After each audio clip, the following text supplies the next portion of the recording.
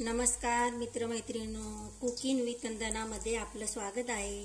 आज आपण बनवणार आहोत मेथीचे गोटे, जे गुजरातचे फेमस गोटे आहेत। तर हे एकदम सॉफ्ट आणि जाळीदार कसे बनतात हे आज आपण बघणार आहोत।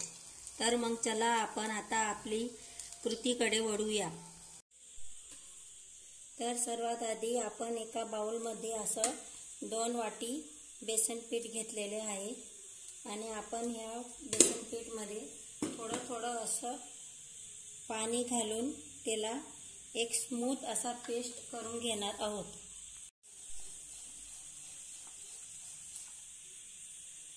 त्याला असं थोडं पाणी घालून आपण पेस्ट करायचं आहे।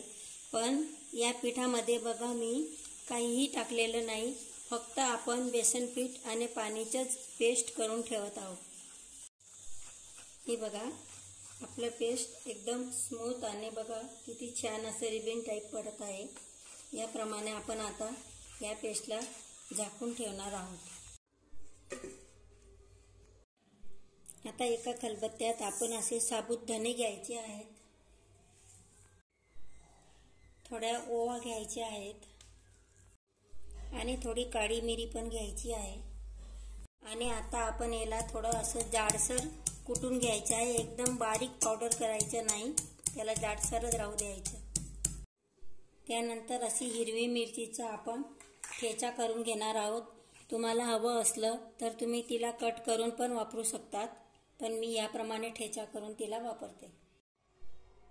आता ते बघा आपण या पिठामध्ये जे जाडसर धणे वगैरे जे कुटलेले होते ते घातलेले आहेत। त्यानंतर त्याच्यात हिरवी कोथिंबीर आणि आपण जो ठेचा केला होता तो घातला आहे आणि चवीप्रमाणे मीठ घालून आता आपण या पेस्टला एकजीव करून घेणार आहोत। आता आपण हातानेच त्याला एकजीव करायचे आहे। आता हे बघा मी मेथीला व्यवस्थित निवडून तिला धुवून बारीक चिरून घेतलेली आहे। तिला आपण आता या बेटरमध्ये याप्रमाणे घालायची आहे आणि तिला सुद्धा याप्रमाणे आता या बेटरमध्ये एकजीव करून घ्यायची आहे। तुम्हाला हवं असेल तर याच्यात तुम्ही थोडं पाणी घालू शकता आणि पाणी घालून त्याला व्यवस्थित, पण ते एकदम पातळ किंवा घट्ट असं करायचं नाही। हे बघा आता आपलं बेटर व्यवस्थित तयार झालेलं आहे। आता आपण त्याच्यामध्ये थोडा खायचा सोडा घालणार आहोत आणि आपण त्याला वरती थोडं लिंबू टाकायचं आहे, जे करून तो सोडा रिएक्शन करेल आणि त्याला त्यानंतर एकजीव फेटून घ्यायचा आहे। सोडा याप्रमाणेच आपण शेवट टाकायचा, तो आधी टाकायचा नाही। हे बघा एकीकडे मी एका लोखंडाची कढईत तेल तापवायला ठेवलेलं आहे। हे तेल व्यवस्थित गरम झालं की आपण त्याच्यामध्ये मेथीचे गोटे काढणार आहोत। तर आपण ते सर्वात आधी गॅसला फुल आचवरच राहू द्यायचा, त्याला स्लो करायचा नाही आणि तेल एकदम गरम झालं की त्यानंतर आपण त्याच्यात गोटे टाकणार आहोत। आपलं तेल व्यवस्थित गरम झालेलं आहे। आता आपण बघा याप्रमाणे थोडे मी पाणीचे बोटं ओले केलेले आहेत आणि त्याच्यात याप्रमाणे आपण गोळा घेऊन हलक्याच हाताने त्याला सोडायचा आहे।